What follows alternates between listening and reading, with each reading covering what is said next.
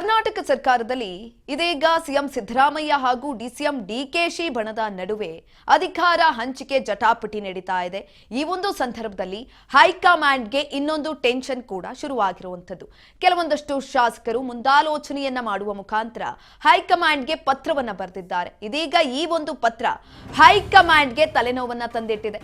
ಹೈಕಮಾಂಡ್ಗೆ ಶಾಸಕರ ಪತ್ರ ತಂದ ಇಕ್ಕಟ್ಟು, ನಾಯಕತ್ವ ಬದಲಾವಣೆ ಚರ್ಚೆ ಜೊತೆಗೆ ಹೊಸ ತಲೆನೋವು.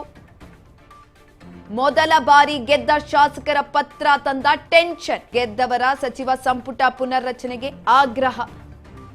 ಸಂಪುಟ ಪುನರ್ರಚನೆ ಮಾಡುವಂತೆ ಶಾಸಕರ ಪತ್ರ. ಹೈಕಮಾಂಡ್ಗೆ ರಾಜ್ಯದಿಂದ ಮತ್ತೊಂದು ತಲೆನೋವು ಇದೀಗ ಬಂದಿರುವಂಥದ್ದು. ಈಗಾಗಲೇ ಕುರ್ಚಿ ಜಟಾಪಟಿ ವಿಷಯದಲ್ಲಿ ಹೈಕಮಾಂಡ್ ಮೌನವನ್ನ ವಹಿಸಿದೆ. ಇದರ ಜೊತೆಗೆ ಕೆಲವೊಂದಷ್ಟು ಶಾಸಕರು ಒಂದು ಹೆಜ್ಜೆ ಮುಂದಿಟ್ಟಿದ್ದಾರೆ. ಸದ್ದಿಲ್ಲದೆ ಕಾಂಗ್ರೆಸ್ ಮನೆಯಲ್ಲಿ ರಾಜಕೀಯ ಚಟುವಟಿಕೆಗಳು ಗರಿಗೆದರಿದ್ದಾವೆ.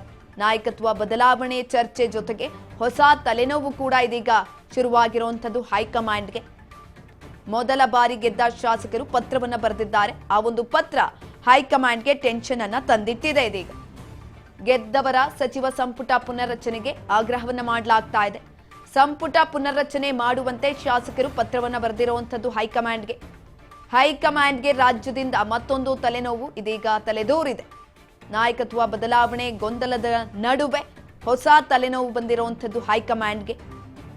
ಈ ಒಂದು ಪತ್ರ ಟೆನ್ಷನ್ ಅನ್ನ ಶುರು ಮಾಡಿದೆ. ಈಗಾಗಲೇ ಕುರ್ಚಿ ಜಟಾಪಟಿ ವಿಚಾರಕ್ಕೆ ಸಂಬಂಧಪಟ್ಟಂತೆ ಹೈಕಮಾಂಡ್ ಮೌನವನ್ನು ವಹಿಸಿದೆ. ಯಾವುದೇ ರೀತಿಯಾದಂತಹ ನಿರ್ಧಾರವನ್ನ ತೆಗೆದುಕೊಳ್ತಾ ಇಲ್ಲ. ಇದರ ನಡುವೆ ಕೆಲವು ಶಾಸಕರು ಇದೀಗ ಪತ್ರವನ್ನು ಬರೆದಿರುವಂಥದ್ದು.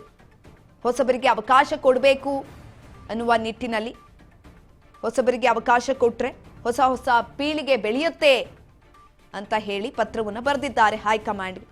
ಇದೀಗ ಹೈಕಮಾಂಡ್ ಇದರ ಬಗ್ಗೆ ಯೋಚನೆಯನ್ನ ಮಾಡಬೇಕಾಗತ್ತೆ.